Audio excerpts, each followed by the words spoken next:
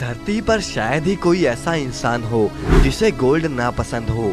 सोने के भाव से जहां आप 1 किलो सोने से सन 2010 में इनोवा गाड़ी खरीद सकते थे, वहीं आज के टाइम पर 1 किलो सोने से BMW कार भी खरीदी जा सकती है। अब जब सोना इतना कीमती मेटल है तो हमारी पृथ्वी पर तो सोचिए क्या होगा अगर किसी इंसान के हाथ एक ऐसा पत्थर लग जाए जिसे छूते ही वो चीज सोने में बदल जाए। वैसे असल जिंदगी में भी ये पत्थर मौजूद है और इस पत्थर को पारस पत्थर के नाम से जाना जाता है। कहा जाता है कि पारस पत्थर को देखने और इस्तेमाल करने वाले इस दुनिया में ज्यादा देर तक जिंदा नहीं रहे। आज की इस वीडियो में हम आपको पारस पत्थर के कुछ ऐसे किस्से सुनाएंगे जिससे शायद आपको पता चल जाए कि पारस पत्थर आज कहाँ है। तो चलिए वीडियो को शुरू करते हैं। अब दोस्तों, पारस पत्थर की पहली कहानी है मध्य प्रदेश के भोपाल में स्थित रायसेन के किले की। लोगों का मानना है कि रायसेन के किले के राजा के पास ये पत्थर मौजूद था। इस पत्थर के लिए कई सारे युद्ध हुए। अब एक टाइम ऐसा आया कि राजा को ऐसा लगा कि वो अब इस पत्थर को नहीं बचा पाएगा, इसीलिए उन्होंने इस पत्थर को किले के तालाब में फेंक दिया। इस युद्ध में राजा जीत नहीं पाए। अब बाद में कई राजाओं ने यहाँ पर खुदाई करवा के उस पत्थर को ढूंढने की बहुत कोशिश करी, लेकिन वो पत्थर नहीं मिला। आज भी बहुत सारे लोग वहाँ पर उस पत्थर को ढूंढने जाते हैं और कहा जाता है कि कई लोग तो उसमें से पागल भी हो चुके हैं। अब पारस पत्थर से जुड़ी दूसरी कहानी ये है कि द एम्पायर ऑफ इंडिया में पारस पत्थर के बारे में ये लिखा गया था कि पारस पत्थर सबसे पहले एक घास काटने वाले घसियारे को मिला। दरअसल वो हंसिया की मदद से घास काट रहा था, लेकिन अचानक हंसिया किसी चीज से टकराई और वो एकदम से सोने की हंसिया में बदल गई।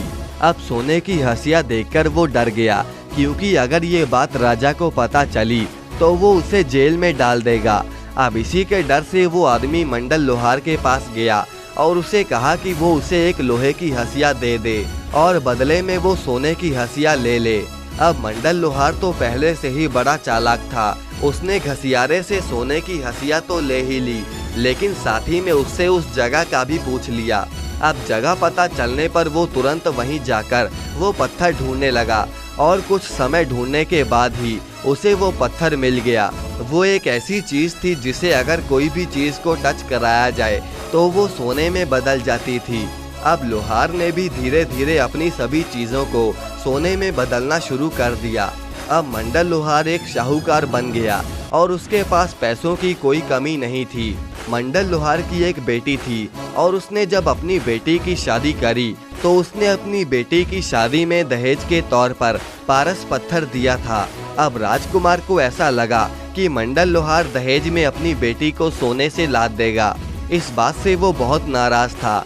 अब रास्ते में नर्मदा नदी के किनारे जब एक जगह पर पालकी रुकी, तभी राजकुमार ने मंडल लोहार की बेटी से कहा कि तुम्हारे पिता कितने कंजूस हैं, उन्होंने तो एक भी सोने का हार तक नहीं दिया।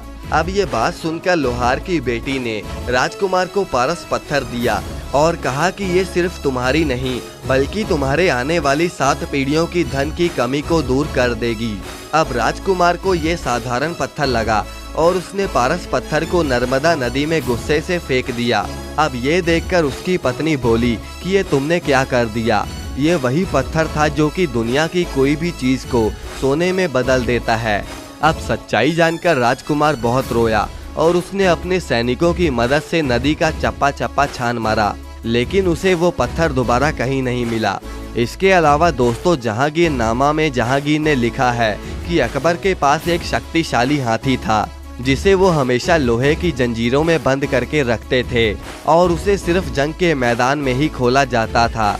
लेकिन एक बार अकबर की सेना नर्मदा नदी को पार कर रही थी और जब हाथी नर्मदा नदी से बाहर निकला तो उन्होंने देखा कि हाथी के पैरों की जंजीर सोने में बदल गई है।